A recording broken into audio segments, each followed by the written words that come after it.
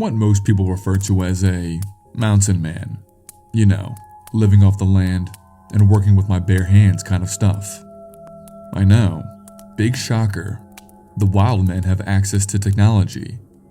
Well, we're not cavemen, just people who enjoy living in the wilderness.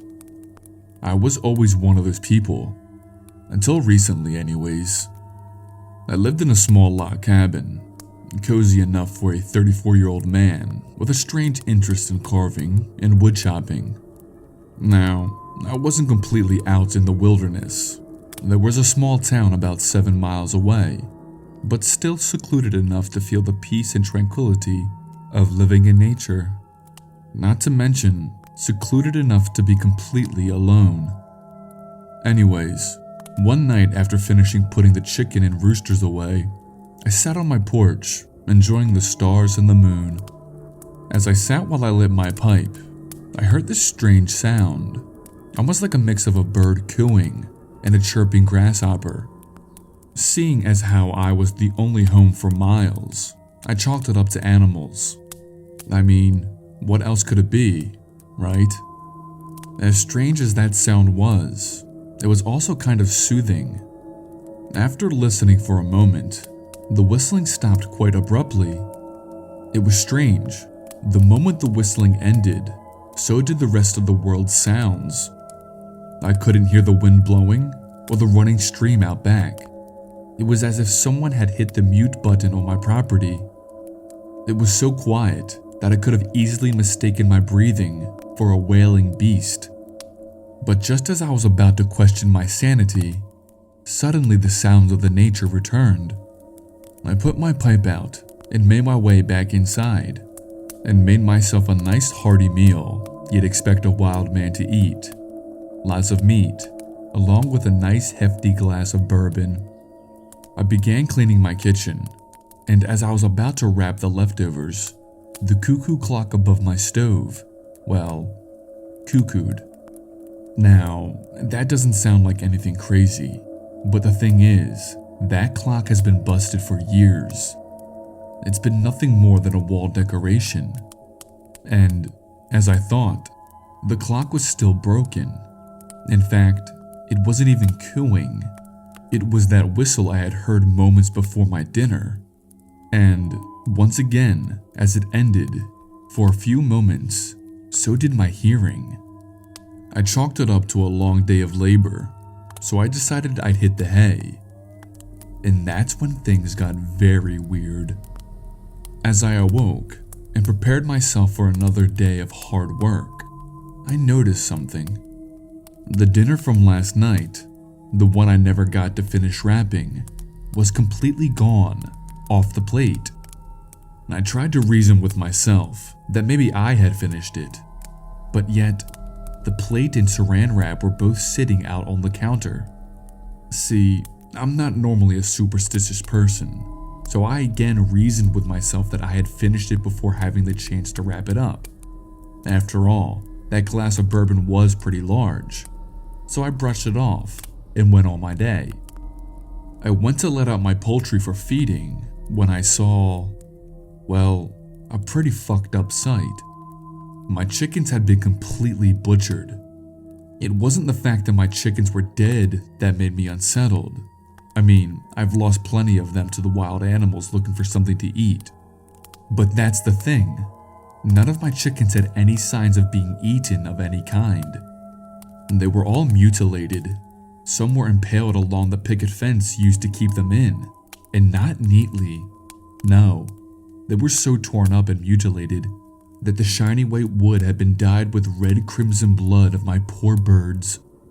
2 of them were completely hollowed out.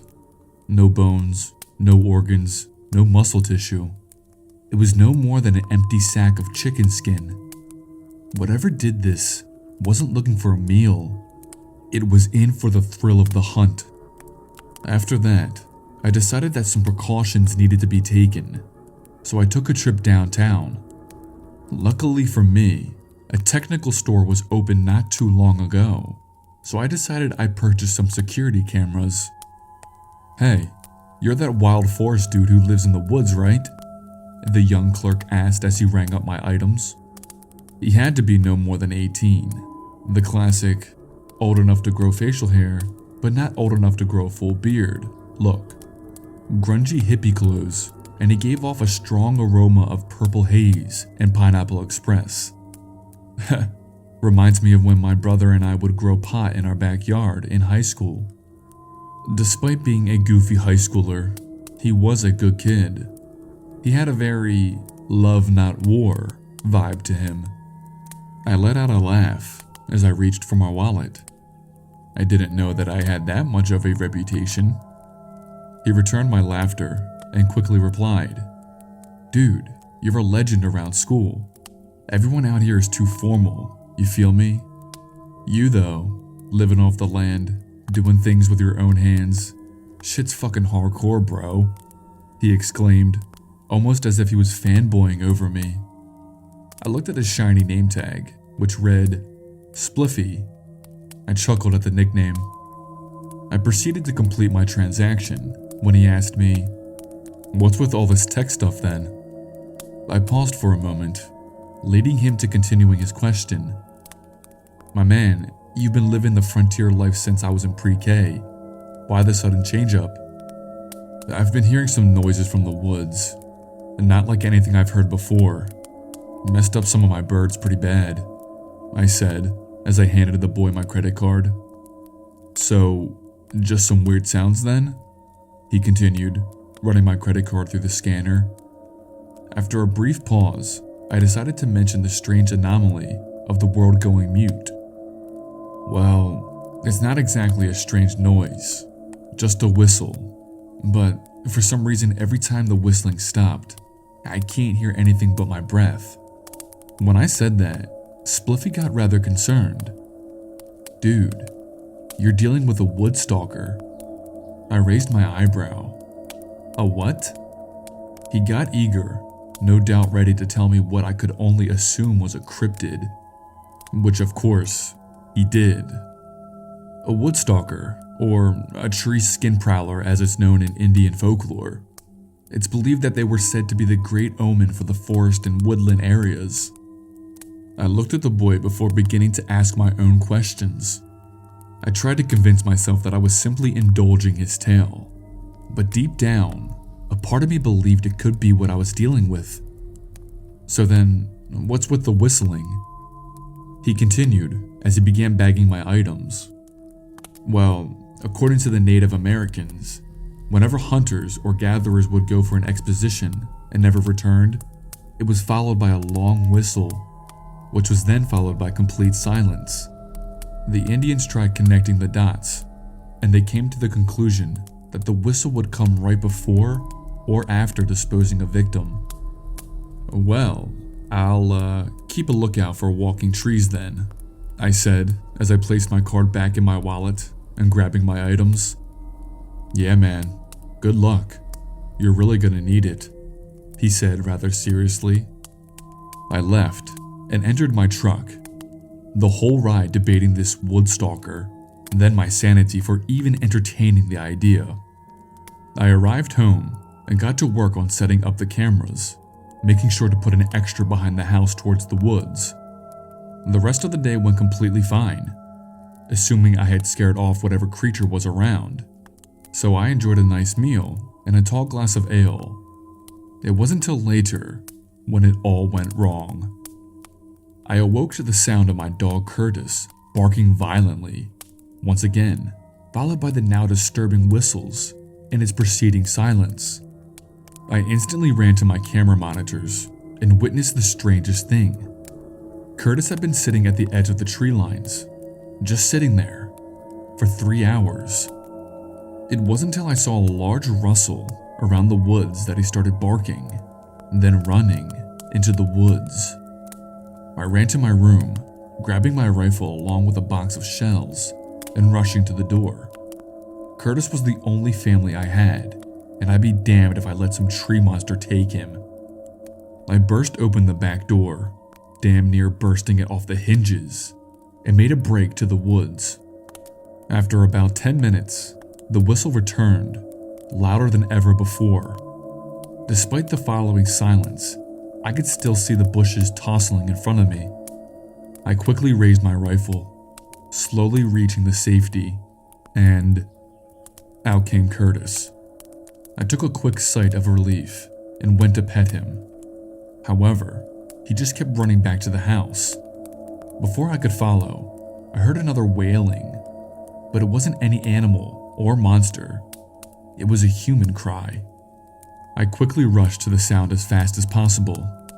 There might be a monster out there, but I'm not letting anyone die on my property. The screaming got louder and louder till I finally reached the source. It was the kid from the electronics store.